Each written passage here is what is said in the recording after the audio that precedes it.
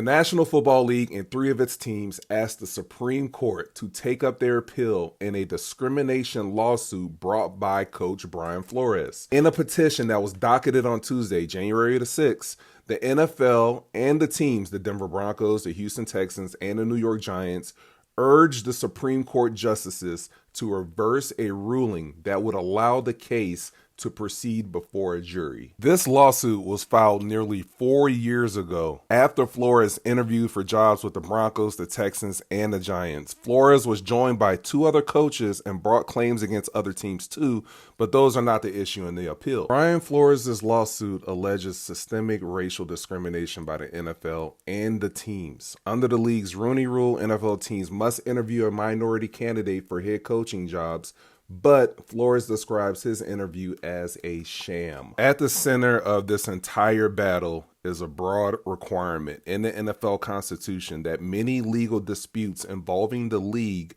be resolved in arbitration. Here's the problem. Guess who the arbitrator is for any NFL dispute amongst its owners and its players? Roger Goodell. Previously stated, this lawsuit's been out for almost 4 years. Another high court judge already ruled that this case should go to a jury because the fact that Roger Goodell is the arbiter is unfair. It's unlawful in his eyes. A lot of people have it fixed in their heads. Brian Flores is going to get a coaching job in this cycle, a head coaching job, because his contract is up with the Minnesota Vikings. I don't see any black coach who is alleging that there is rampant systemic racism in the league that they work in, and it is currently suing the league, getting a job.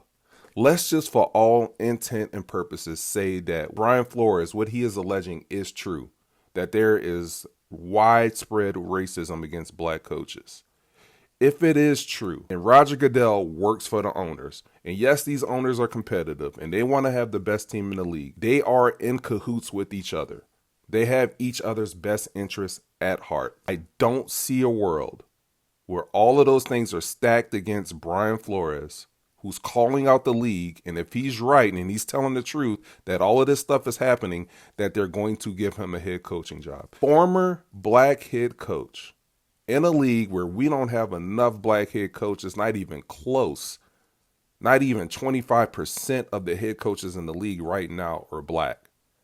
And you're going to tell me the one black coach that came out and bucked the system, said, I'm going to expose y'all, is going to be the one to get the job? I don't see it.